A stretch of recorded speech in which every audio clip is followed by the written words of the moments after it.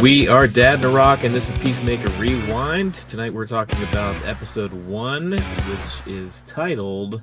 What's it titled? A Whole New World. A Whole New World. Not the Aladdin Whole New World, though.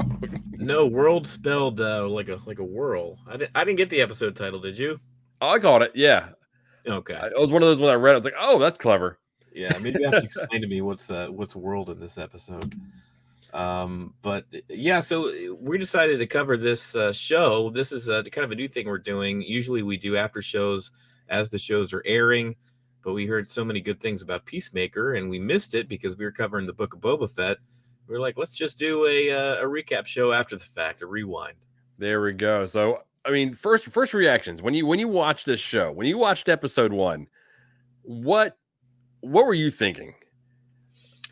It got me from the beginning because you and I saw Suicide Squad a few months back. It was actually when you came down here to visit. We went to the theater and saw Suicide Squad that day. We did a review reaction to it on our channel on YouTube. Be sure to head over there and watch that. But yeah, I liked how it just picked up right from the end of that movie. I know that was kind of like the coda or the scene after the credits that Peacemaker's character was alive. And he wakes up in the hospital here. So I was like in it from the get-go. Like I was just like in it. Well, I loved how they did that because you didn't have to see the actual Suicide Squad to understand kind of what happened. It gave you enough of a snippet of the movie to understand who Peacemaker is. Yeah, they get a nice little recap. I think the moment that really stuck with me was when Rick Flag dies in the movie. Spoiler alert. But he basically says, Peacemaker, what a joke. What a joke. And, Peacemaker throughout that movie, it's kind of funny. It's, he's kind of a goofball character, and most of the movie you're kind of laughing at him. And then towards the end of the movie, it turns out that he's a real threat. And like he kind of turns on the rest of the squad there, and they're fighting him at the end of the movie. Yeah, he kind of had his own side mission. Like this was, these secrets weren't supposed to see anybody, but yet they were going to go ahead and make them public. And he's like, yep, nope, that's not happening. Yeah, so when they decided to do a full-fledged series based on this character as like a spin-off, I was kind of, scratching my head a little bit. Like, I wonder what they're going to do. But so far, so good, man. Originally, dude, I had no interest. Zero interest whatsoever. Yeah. When they announced it, when I was going on, I mean, I started hearing some hype about the show. And then the longer the show ran, the more and more like, people were being loud and vocal. This is amazing. You have to watch this show. Yeah. And I'll be the first person to say that I don't pick up on like directorial, like people on their actual, the way they do things. Yeah. I'm starting to pick it up in Gunn because I didn't realize James Gunn was actually the director of this. I thought it was from him. I thought he wrote it. I didn't know he actually directed it.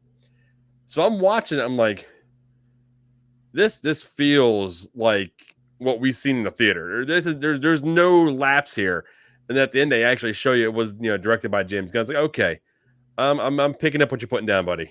Yeah, written and directed by James Gunn. This feels even more appropriate for him than even the Guardians of the Galaxy stuff, because even that stuff had to be a little bit tamer because it was it's under the mouse.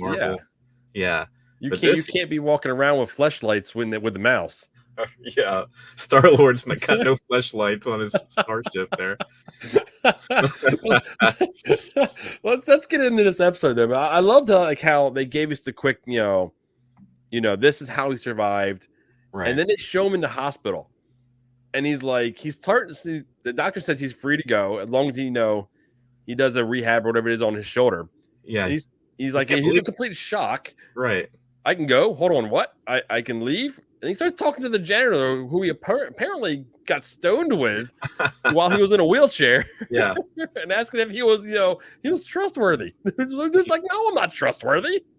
I know, that was funny. Yeah, he was like, "Oh, you're that Peacemaker, the really racist villain or whatever." And he was like, "No, that's not me." Yeah. And he was like, "Well, to be fair, you killed a lot more. People he'll trust white people less and kill more." He was like, "Fair enough. All right, I'll try harder. Try better." Oh man. But, he leaves. I mean, he checks the halls and stuff for cops and guards. There's nowhere to be found, and he's able to get dressed and just kind of walk out of the hospital. He walks past the desk and someone what they call him, a racist bastard or something. Yeah. Then there was somebody that like actually texts somebody saying, "Hey, he left or he's on his way," or something down those lines to give someone else a heads up. Yeah, one of the nurses, as he's leaving, she texts somebody, and I guess eventually we find out she's maybe a part of whatever group, or maybe not. Maybe she's just getting bribed to send a text. That's very possible. Yeah, seems like that's the way this team operates. But he gets in a taxi, and where does he go from there? He goes back to his trailer. He goes home. Right? He goes to that single wide blue trail that he starts searching for the key under everything you can imagine. Right. And it was like in the tire, underneath the rabbit, he can't find anything. So he decides to bust the window in the back. Yeah, of his own broken down trailer. And the first thing he does, he finds his phone, which still has service. I didn't get that at first. I was like, why is he so upset that his phone's working? But no, I forgot that he's been in prison for 4 years.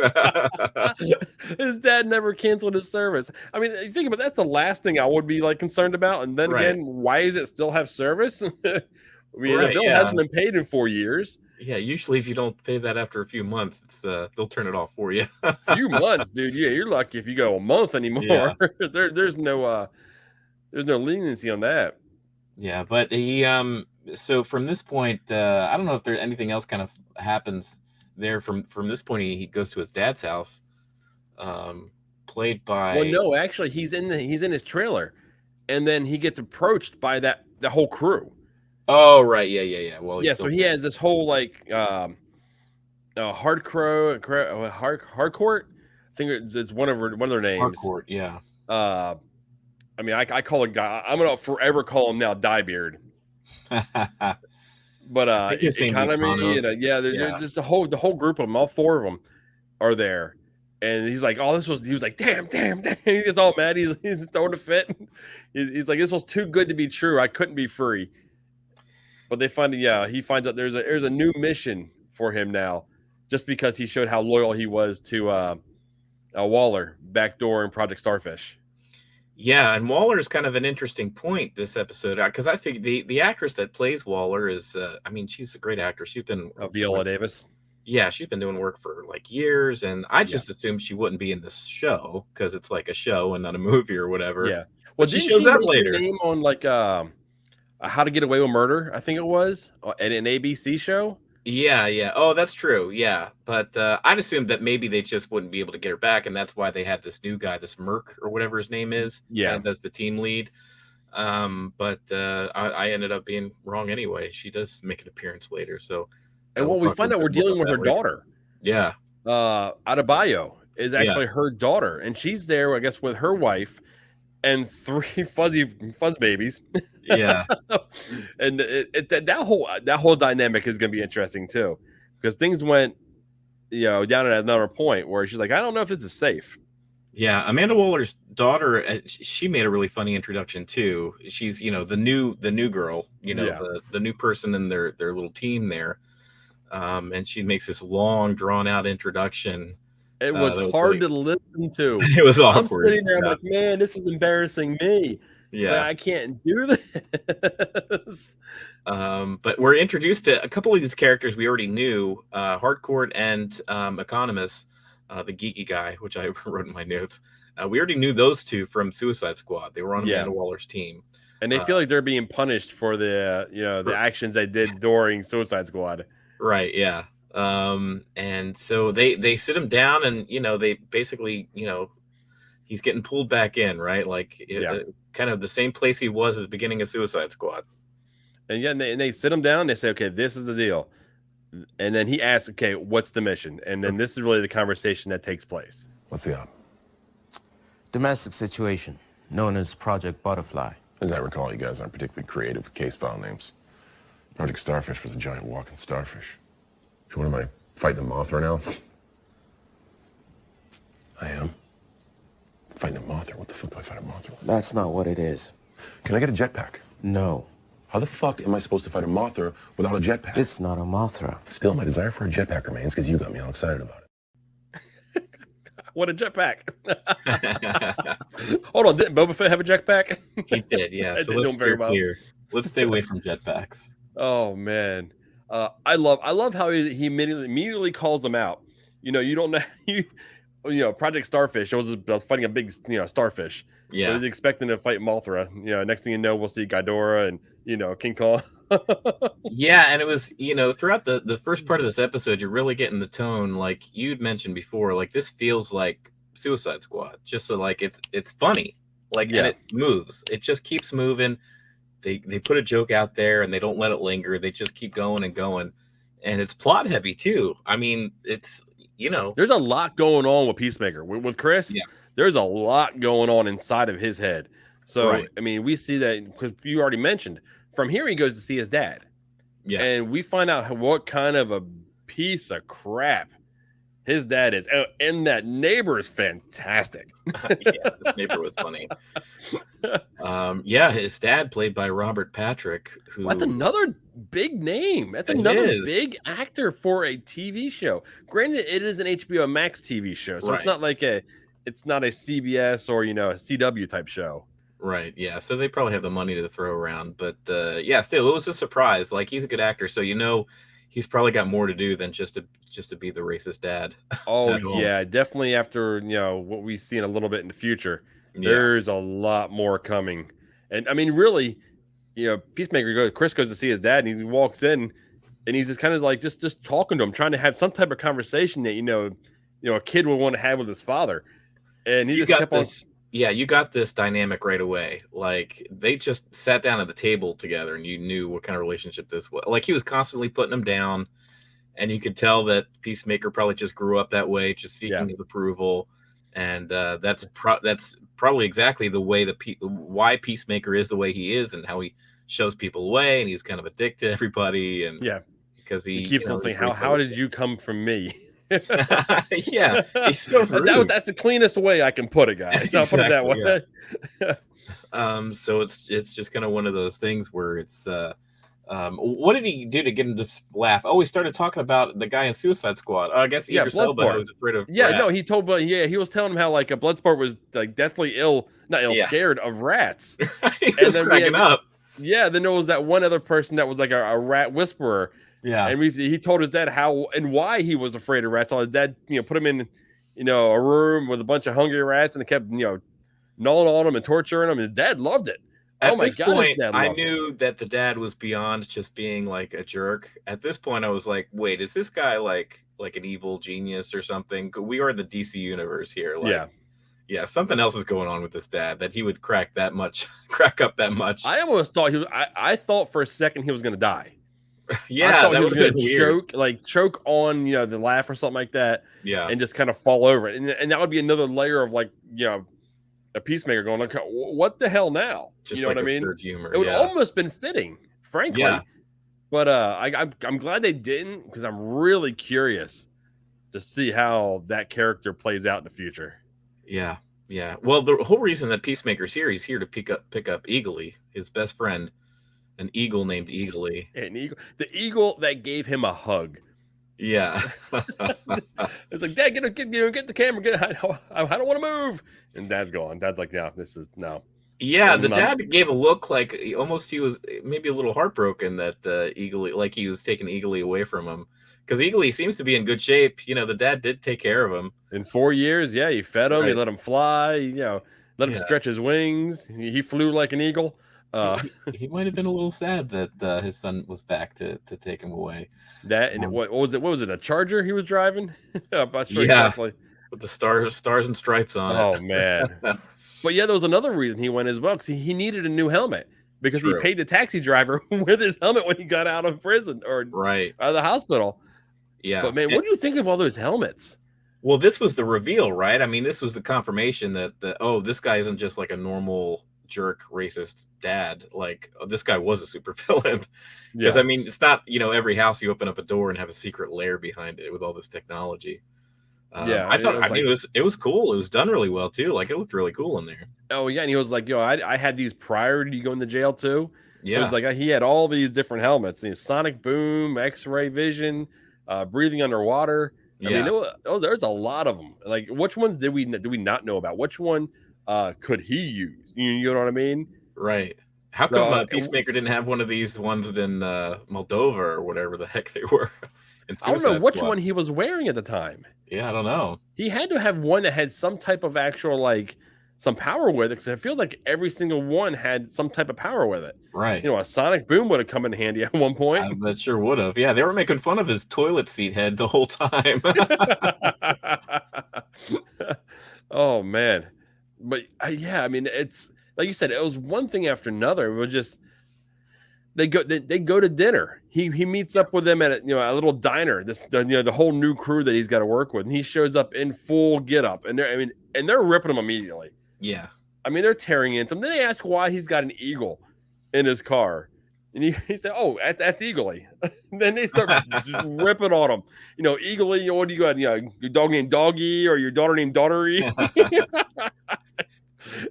You start to see. I know you don't really watch The Office, but there's a little bit of Michael Scott in this character of Peacemaker, where he calls the waitress sweet cheeks, and like they all kind of roll their eyes and they're kind of pissed at him, but like he's not calling her sweet cheeks because like normally how you would think some guy would be degrading towards a woman, he was talking about her face cheeks, and like when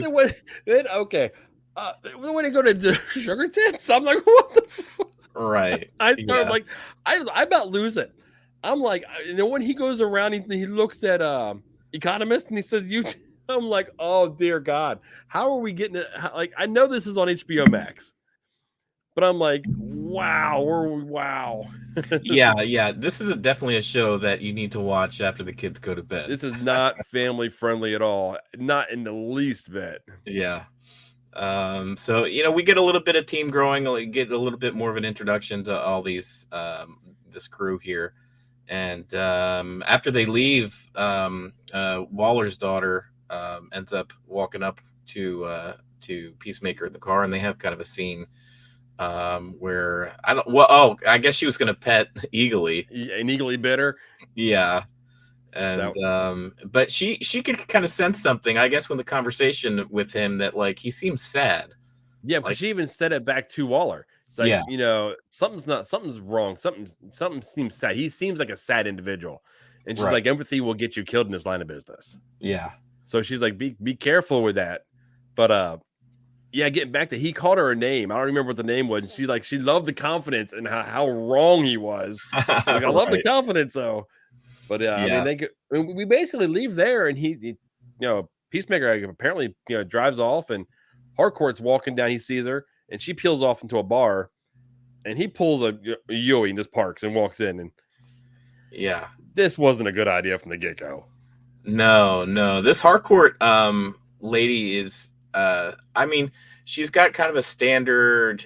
They do these a lot in movies now with like Black Widow and stuff, where it's like, oh, she's a very attractive woman, but she can also kick your ass kind of thing. Which is kind of like, it's kind of like overplayed now. A lot of franchises do this kind of thing where it's unexpected, but like when I look at her, it doesn't seem that unexpected to me. She looks like she walks away with that resting face, and don't mess with her. Yeah, and when you walk up to her, it wasn't a big thing for me to envision her actually taking care of these dudes. Well, that one dude, like, she turned him away real quick, and he did that like that face like thing, and she didn't even flinch. Yeah, she like punked her out, and she didn't even move. Not even remotely. Then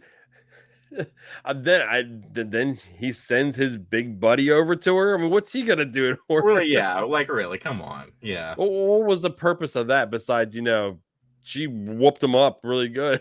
Yeah, and of course Peacemaker was like totally turned on by that. Oh, immediately he's watching his jaw hit the ground. He's like, it just starts drooling. Yeah, he just lets it all out there too. He's not shy about it. He's like, look, I've been in prison for 4 years. I just want to have some fun.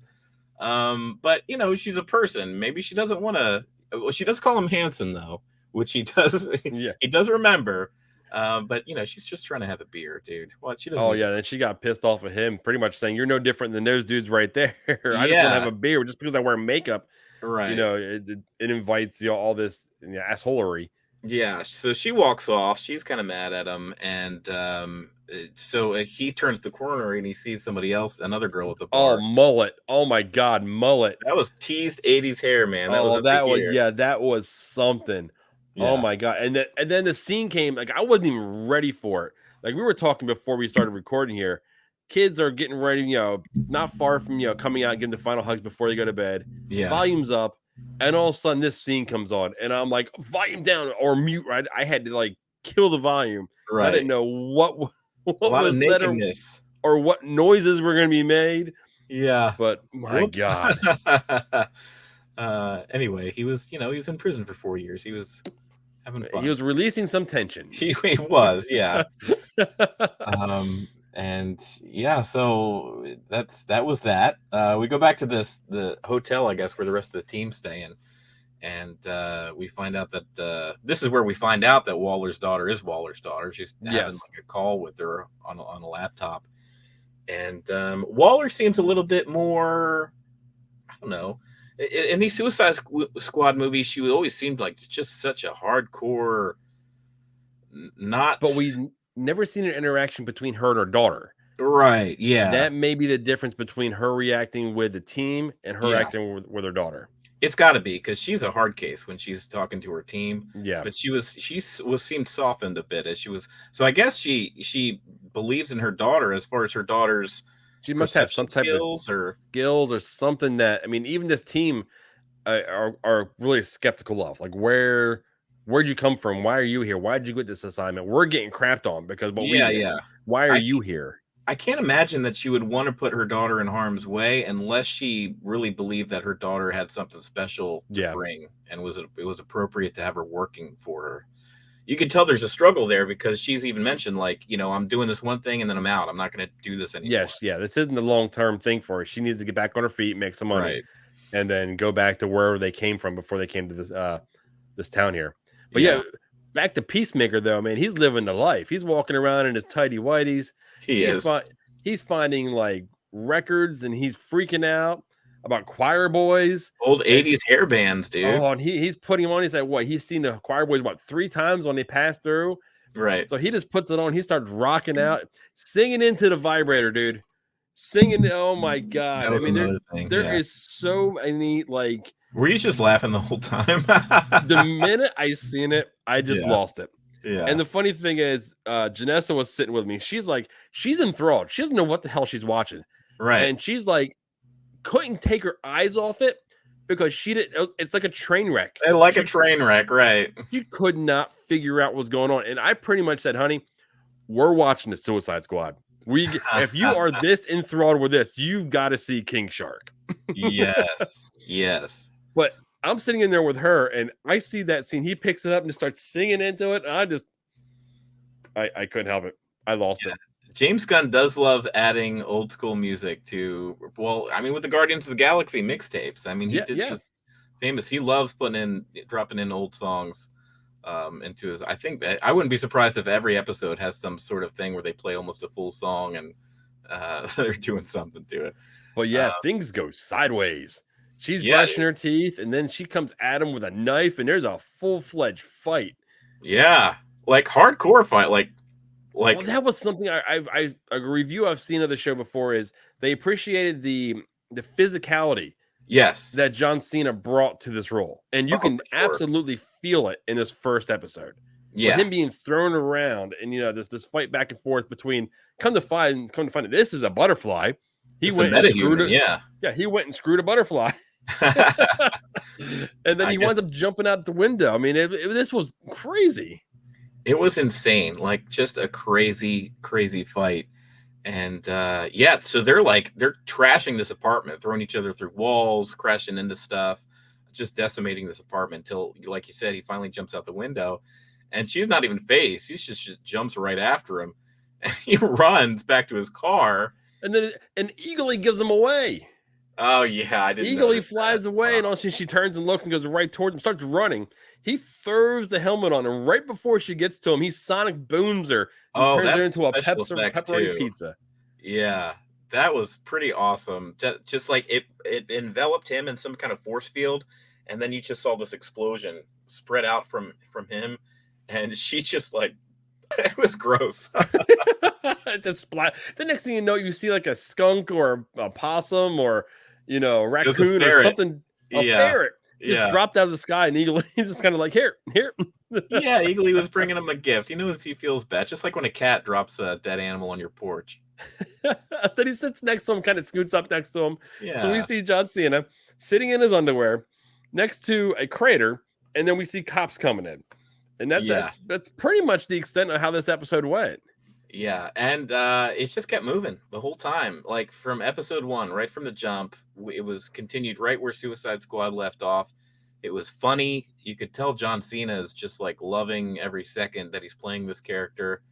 The new people that we are, introduced to are funny and engaging. The two that we knew from Suicide Squad, we even learn a little bit more about them because they were kind of like computer jockeys in Suicide Squad.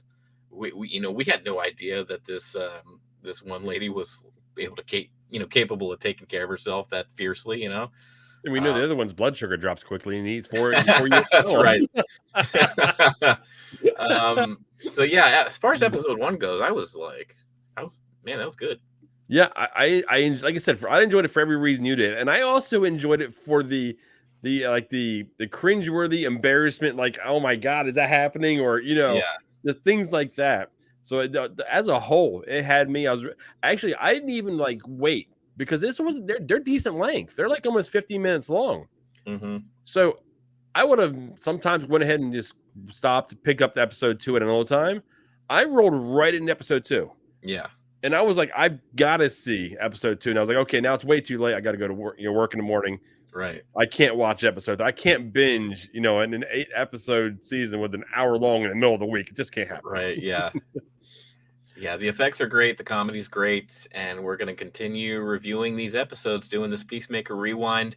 We're going to drop these episodes twice a week, probably once towards the beginning of the week and once towards the end of the work week. And we're going to go through, are there 8 episodes in total? There's 8 episodes, yes. Yeah, so as we get through all 8 episodes of Peacemaker. So be sure to join us we'll be back here in a few days to talk about episode 2.